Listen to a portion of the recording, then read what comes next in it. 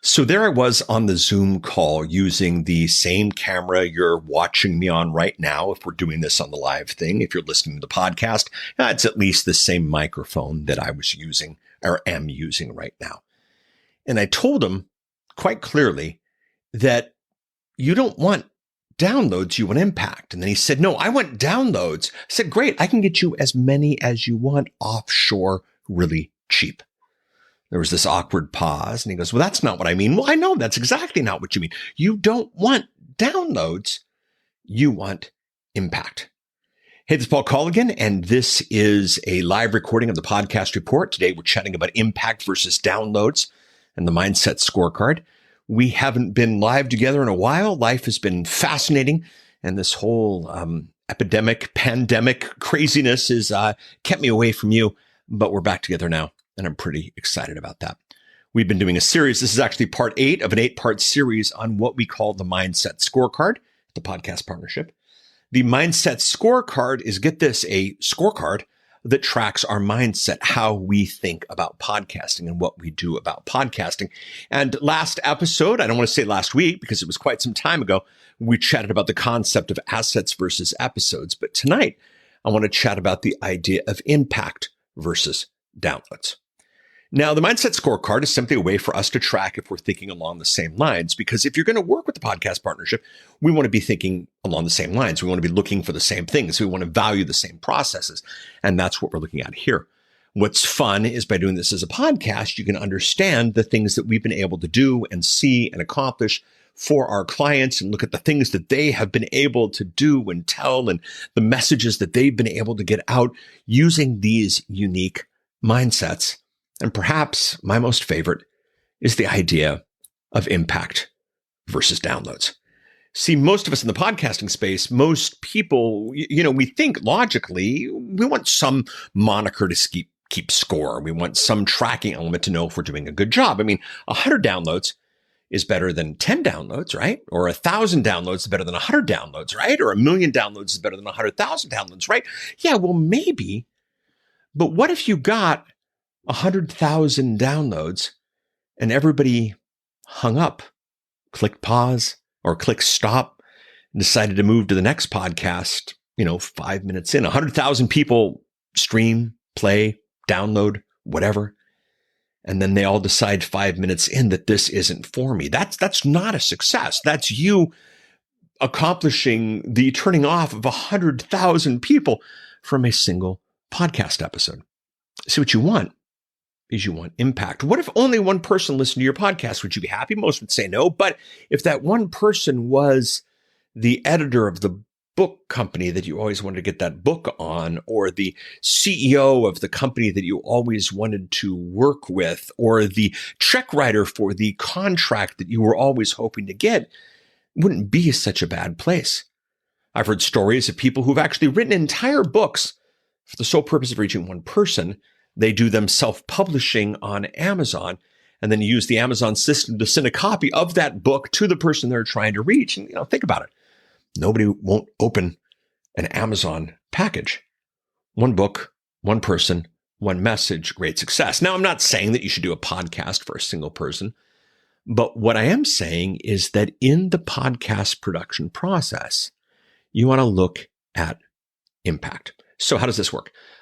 In the Mindset Scorecard process, the idea is that you look at what your score is, on a scale of 1 to 12.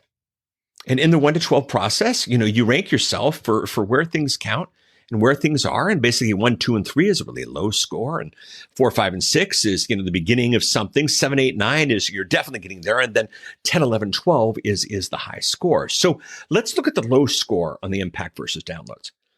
If the mindset is downloads are the only thing that matters for my podcast, you're in good company. There are a lot of people who think that's the only thing that matters, but they're not checking when people hang up. They're not checking if people buy. They're not checking where the locations of the downloads are.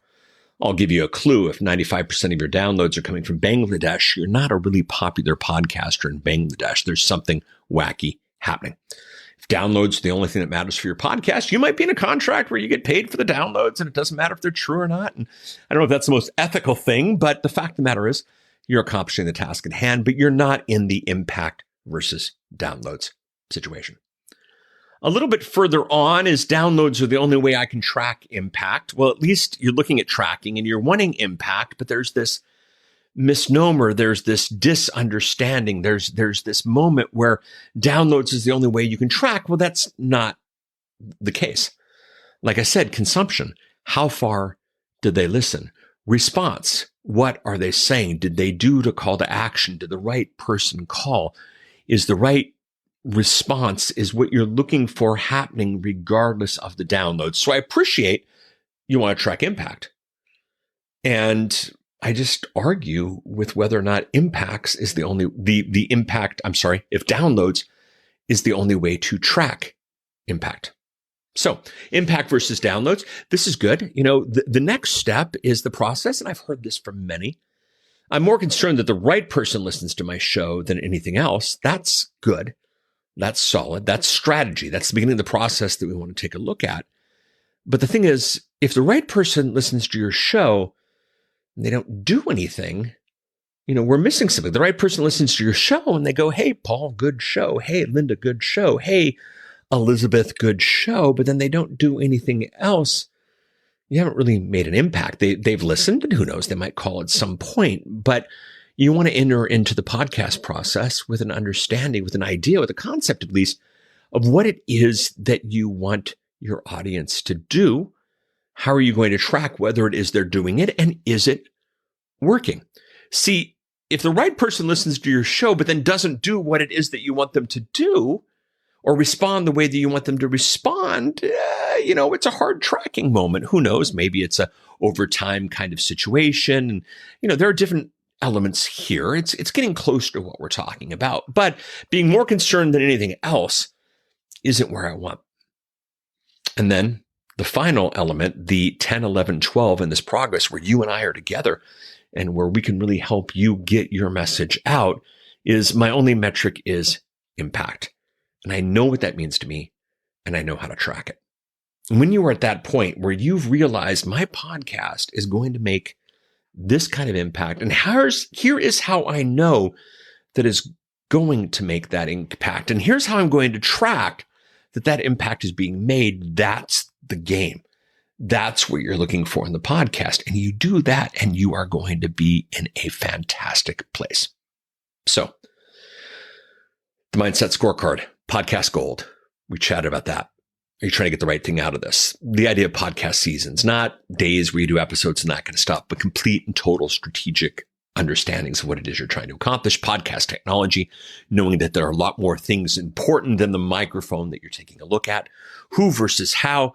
The idea, the realization, the mindset that I want to get this accomplished. I don't have to do it myself. And in many cases, I might not necessarily need to or want to or should do it myself. The idea of effort versus strategy. A good strategic podcast is going to do better for you than just spending a lot of time podcasting. Content versus sound quality. Do both. Get yourself a good mic. Sound decent, but worry about the content first. Assets versus episodes. Build for the long term. And then finally, impact versus downloads, what we chatted about today. If you want to get a copy of the Mindset Scorecard, you can go ahead and head out to headsuptuesday.com. That's the weekly newsletter of the podcast partnership that, get this, gives you your heads up every Tuesday. And part of the information packet that comes when you sign up is the Mindset Scorecard PDF. It's even fillable or whatever the right term is. And you can give yourself your own score and go from there. If you want to get the Mindset Scorecard that way and then you want to leave, unsubscribe to the newsletter. We only are interested in having the people who want the weekly update coming through. So now what do you do with this Mindset Scorecard? Are you thinking the same way as some of the most successful podcasts on the planet are thinking, or are you thinking differently outside the box? Now, there are many ways to accomplish the task at hand. But what I want to suggest here is that this Mindset Scorecard is proven. This Mindset Scorecard has let so many folk accomplish so many great things with their podcast that if we differ, and it's okay if we do, just ask the question why and what the answer is. Once you do that, you're going to have a solid understanding of your podcast and how it plays into the big picture and how it plays into the grand scheme of things. You do that and you will really be at a great place. Glad we finished this series. I'm glad I was able to share with you the Mindset Scorecard. I hope that you can use it to produce great impact with your podcast. Wait to see what we chat about next time. Chat with you soon. Bye.